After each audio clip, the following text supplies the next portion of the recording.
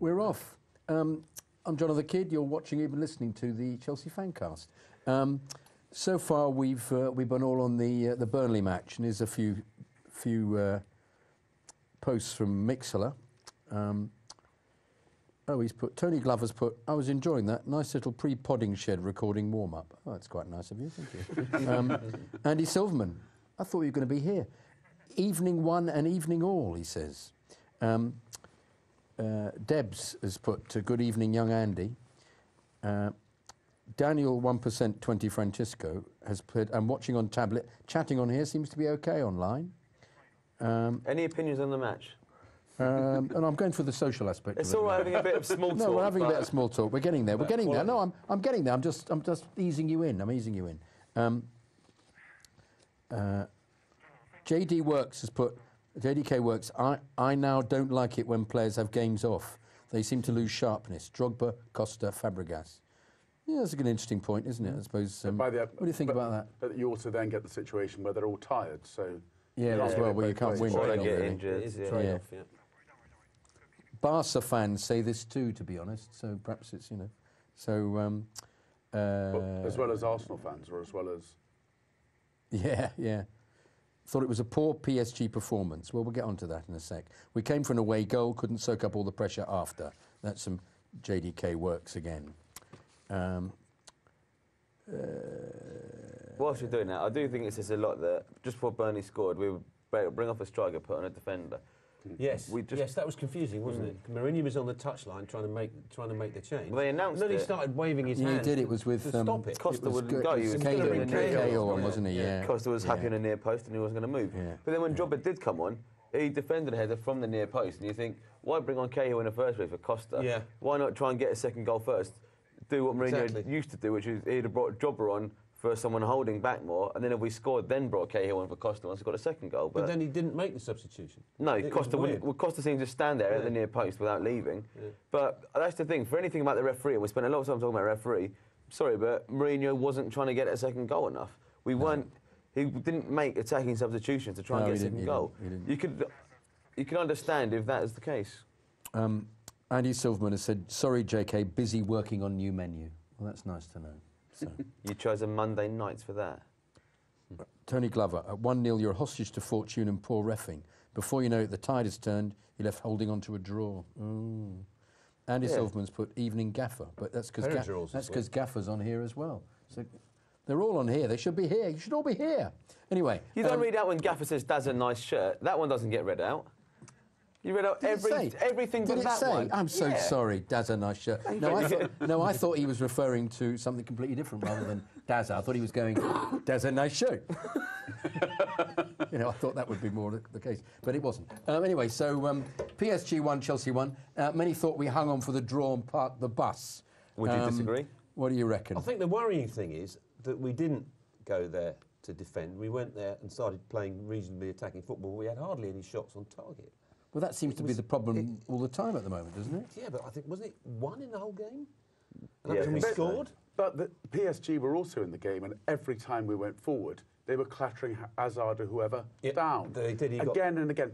He was fouled 9 times. Yeah. Sorry, we got 9 free kicks for fouls on Hazard. Yeah. Heaven knows how many other fouls went unpunished. Every time we went forward, it was clatter. He barely got a yard forward or barely got the pass in, did he? I mean, he was tackled as soon as he got the ball every time. Yeah. I suppose you've got to remember also we lost 3-1 last time, so he's quite happy with the 1-1. The result is 1-1 seems to be a result that Jose goes for when he's away from home. Definitely. You get the away goal. Yeah. And PSG was actually, I think they outshot Chelsea something like 14-2. Yeah. So, I mean, when you think about that, they were probably lucky to get away with the draw. I agree. But the thing is, as I said, I don't think we went there to get a draw. I mean, it looked as if we were, at the beginning of the game, we were trying to attack and get the goal. I mean, Julie did get it. I don't know. Jose... After he scores the goal, isn't he just inclined to sit back and see what happens? That was a worrying thing. Well, was it that they were too good? They were played very too well, good so going therefore forward. He goes back into defensive mode. They were very good going forward. One away goal isn't enough you need to have 2 or 3 away goals, or else one away goal is worthless. It's what I mean. Well, unless it's hanging on for unless it's hanging on for 0-0. Yeah. Well, he's done that before, though. True. The one away goal is good if you stop them scoring when they come back. Yes. Correct. But Exactly. If they score in the first 5-10 minutes, then it that's just it makes it a lot harder for us. The Courtois did some very good saves, didn't he, towards the end of the game? There's a debate here whether that was in fact a sort of classic Jose European away leg. I don't have enough knowledge of his time at Inter of how he dealt with winning away 1-1 or winning. Drawing away 1-1, and then just closing the game down in the last 30 minutes. I think it's quite a normal thing for him, though, isn't it, to defend like that? Oh yeah, it's always been classic Jose. Since his first spell, that's always been what he's been about. You know, we're still in the tie with the away goal. So, and Kydd has written that. I remember debating this because he watched the Peter Shilton biog that was on the other day, and apparently Liverpool and Forest used to win in Europe in the 70s. Was their big thing of. He was quite happy to go and stagnate the opposition away and just get the draw and then lay it on at home with home advantage. So. When Goose Hiddink won it at PSV, most ties they went through and away goals. That's what they kept on doing. They weren't trying to hammer opponents or anything. So what do we think about the return leg? We've got confidence about that? Yeah, of course. I think home advantage will. As long as we play better than we did on Saturday. We need to raise our game. I mean, I'm always enthused by the Liverpool example. The Capital Cup semi-final was absolutely superb, and we were superb, and we were raised by the crowd was superb, and the whole atmosphere just, we were buoyed along to the win, really. And we played marvellously. And were helped by the result against Bradford as well, which was another Mourinho masterstroke. Yeah, because he knew that we'd get these days off, didn't he? Absolutely. Yeah. It was all part of the plan. Yeah. I've had an email from Blake. Dear Chelsea FanCast crew, is 1-1 to put PSG a result, seeing as I thought we were dominant for most of the game? Although it's better than last season, we're taking it back to Stamford Bridge. Will we still win it, and will our defence hold up? Courtois or Cech, Cahill or Zuma? Interesting point. Yeah. You remember we hypothesised last week that when he picks Zuma, he puts Cech in goal. Yeah. He didn't do it this time. Saturday. Yeah, that theory went completely, didn't it? Well, no, maybe the theory was good, but the selection wasn't. He's gone against it. Yeah. I think he's going to start Courtois. I think he'll actually start Zuma, but I'd rather start Cahill because I just think Zuma's, to me, he's in these games. A bit raw. Yeah, he might give away a penalty because he's just not used to. I mean, yeah, he's played against PSG last season and for many seasons and whatnot, but I just still think that the pace now and how we play, I would just feel happy with Cahill, even if he was slightly at fault. But Zuma's given away one free kick in the game on Saturday. It's the first free kick he's given away, which for a defender is quite extraordinary. He also showed a remarkable amount of maturity. If you look at the scenes of Matic going off, it was JT and Zuma who were taking him off the pitch at the end, which you wouldn't really expect from a kid of his age to someone like Matic. I think he's someone who's showing a lot more savvy than people you would expect for a kid like that. Yeah. It's also not entirely unprecedented for a young defender to start in a cup final. But I agree, I think Cahill will get the start. The thing he has got, cup which final is selection will surprising be for interesting. a big guy, is he's got pace. Yeah. More so than Terry or Cahill. Yeah. He's always challenges been really well timed, but I just wonder if he will miss time a challenge in a crucial game this Sunday or PSG. I don't know. I just feel safe with Cahill, regardless of a couple of little mistakes. With Zuma, it's a question: will he miss a time tackle? We don't know. With Cahill, you always feel that there's going to be one during the game. He seemed to go missing during the PSG header. I don't know who was at fault there, whether it was JT or him. There seemed to be a lot of dithering going on. There's a huge space between the two. There was. That was the problem. I don't know quite how that happened. I mean, it's a fabulous centre, and he picked him out, but nonetheless, there was a huge hole for him to wander into there. There was. I don't see like Cahill. I think it's his positioning that's worse than his challenges. His challenges don't normally cost us, but yeah, his positioning could always be better, I think. Let's get on to Hazard here. As he was saying, they were asking. Mixler's actually, do your passcode. Mixler are asking quite a few things about Hazard. Oh, should we have a quick about look the 9 fouls they're saying. Someone said what I've said before, that sometimes he does stop. When he gets fouled, he just stops and looks at the referee wanting the free kick. If the referee doesn't give it, he's going to look stupid. You've got to play to the ball, but he stopped doing it. Maybe you have to scroll down slightly. Oh, was it? Obertiesel has put, please Zuma over Cahill at the back, but Cahill to play DM till Matic returns. I don't think you could have Cahill playing out of position. I wouldn't put him there. Oh, what's happening there? Siri's not available. That's It's one thing for unavailable. sure. It's all happening, isn't it? We're all being our iPhones are trying to get in on the act all the way through. Yeah, JDK works. Our back's very slow. Zuma can handle pacey players. Well, we've discussed that. Yeah. Yeah, the atmosphere at Debs at home to PSG will be great. Yes, it will be. Big European night is at the bridge. Here's a good one. Oliver Reed. With Matic out, it highlights the limitations of Oscar. He lacks pace and can't tackle. He should be able to slot in next to Fab, but he is lightweight. Taxi for Sammy K of that Madrid. Ooh. I disagree He wants that to Oscar replace can't him. tackle. Oh no, he wins can be. quite good He wins tackles. quite a lot. I agree with you. Yeah. He does. I like when he gets fired up and he wants to put himself about a bit. The atmosphere at PSG by the home fans is almost terrifying compared to the Stamford Bridge Library. JDK works. Well, I don't think that's the case because it depends on the game. We can be very quiet during some league games, but if the game is it's a major match, it'll be an electric atmosphere. Once again, PSG last year was a completely remarkable environment, and I thought that the Liverpool game was also superb. The singing all the way around the stands was superb. I'm always staggered at some of those European games where a lot of season ticket holders can't take up their seats because they live outside London, they can't do midweek games. And yet you see tourists, you see all sorts of people in suits, whatever, coming onto games, and the atmosphere is electric. Yeah. It doesn't seem to make sense, Make a but it difference. works. Yeah. Perhaps it's that the others make up for them, because even I start singing in My God, in those Jonathan, kind of that games. doesn't happen, does it? It doesn't. It's so rare. Not even at Bolton that time. Oh no, that's right. Yes, I was feeble, wasn't I? Wasn't I really feeble? Yes, that's not something to remind me of. But there was that wonderful moment. 2005. Yes. Yeah, the wonderful moment where everybody wanted to do all the team were in the coach, remember, and they were coming out of the skylight and waving at us, and everybody did a spot, but they insisted on starting it crouching down so they could all leap up in the air for 10. So the first nine of it, everybody was just down on the ground. One went to all about when it got to 9 minutes. No, there was 10 minutes just standing up. You know, We do it in the pubs. Do you never do it in a pub? Never what? That in a pub? No. Everyone We're squats down talking in in a the pub, middle of the don't you? road. I remember doing this in Fulham, but in Fulham in the Road. pub, Yeah, we fair were enough. doing it. I was doing it there outside the We White did it in Hart. Fulham Road outside the Where, but I- opposite from Broadway Tube yeah. Station, I've never right near the White experienced- Hart pub. Yeah. Well, I'm sorry. I'm clearly I don't do spot enough. You go down on 9, so you come One up man on went to 10. moat is referred as, not spots. So that shows how little you do spots. I've always called it spot. And his dog One- Spot. I suppose it's Jeffrey wherever you may be as well. Actually, yes, you don't do spot. It isn't one man went to mow, one man and his dog spot. Well, you do that. It's Yeah. either called 1 man or 10 men. It's not called spots. Yeah, but I'm a lot older than you, and I've been singing it longer than you have. No one I've And heard when I is still first called a started spot. singing it, it was called spot. Spot. It was. We always used to say, "Should we do a spot?" We'd say, and it wasn't. Hey, it's my turn. It was the dog. It was the dog song.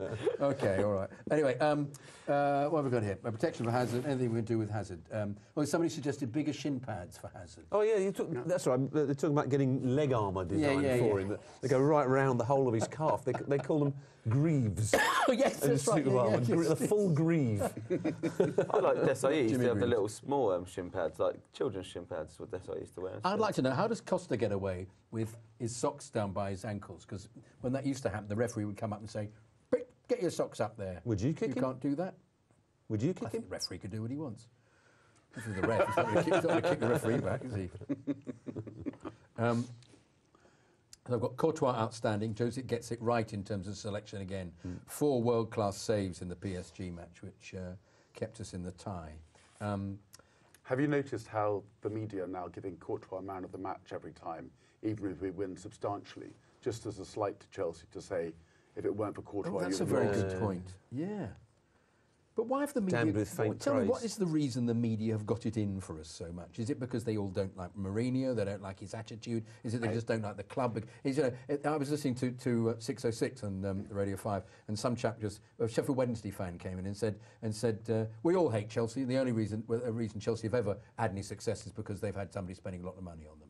And you want to go, well, there are several thousand examples of people having money spent on them who don't actually. Excuse me, did the Moores family ever put any money into Liverpool? No, indeed. Back in the days when they used to be successful. Yeah, indeed. And even in the Arsenal in the 1930s, they poached Herbert Chapman from Huddersfield with an enormous backhander and got him in, then bought all the best players. It's there's a difference between spending and spending wisely. Indeed. I mean, if you look at Arsenal, they have plenty of money. Like, when was the last time they won anything? They won a league. Well, I mean, they won that small little trophy. They won the trophy last year, Do you know where the Moores... Yeah, it's a rubbish trophy. We don't want that one anyway. I rather like it. Anyway, the Moores family are one of the oldest moneyed families in Liverpool.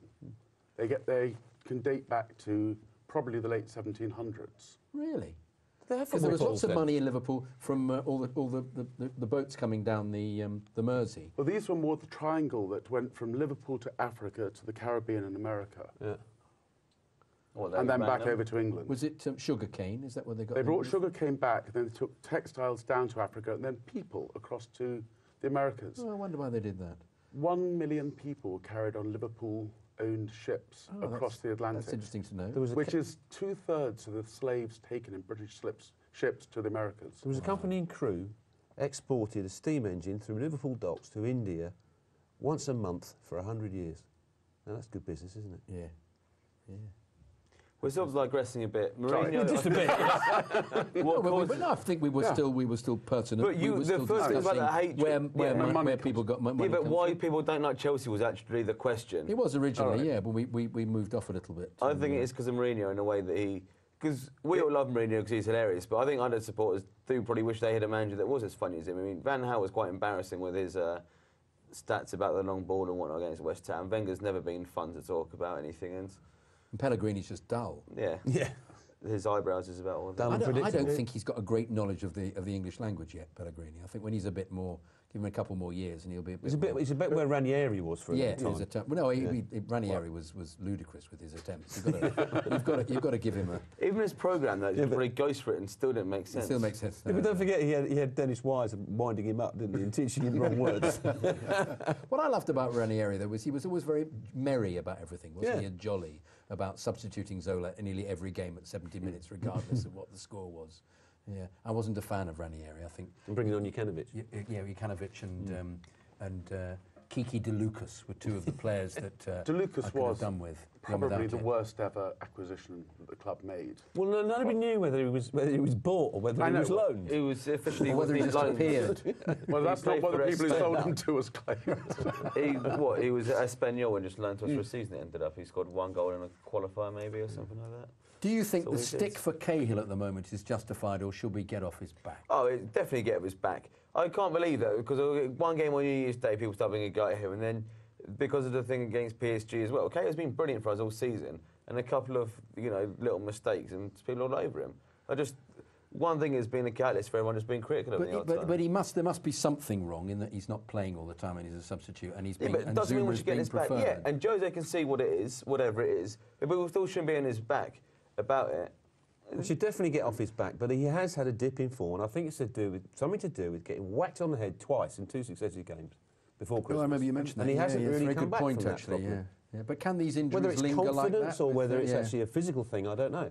But it's also the fact that Zuma's there to be played, and Zuma needs to play and to develop. You can't have 3 central defenders play. That's true. And I suppose if one of them's injured, then Zuma instantly comes in. I have to say, we've avoided JT in this. I think JT has been immaculate. I think having a great season. Great season, completely great season. Very, very understated, but just there at the right time and doing the right thing every time. But why wouldn't you rotate Zuma and Cahill? Why wouldn't you rotate Cech and Courtois? Yeah, that's a good point. Keep them fresh. Why not? Right. Although Courtois is such Part 4's coming up, and it's the racist behaviour on the metro before the game, so we'll be discussing that. And I think what I say now is I'm spinning it out a bit because there's a few seconds to go, and it's probably see you then in the next part. What do you think? See you later.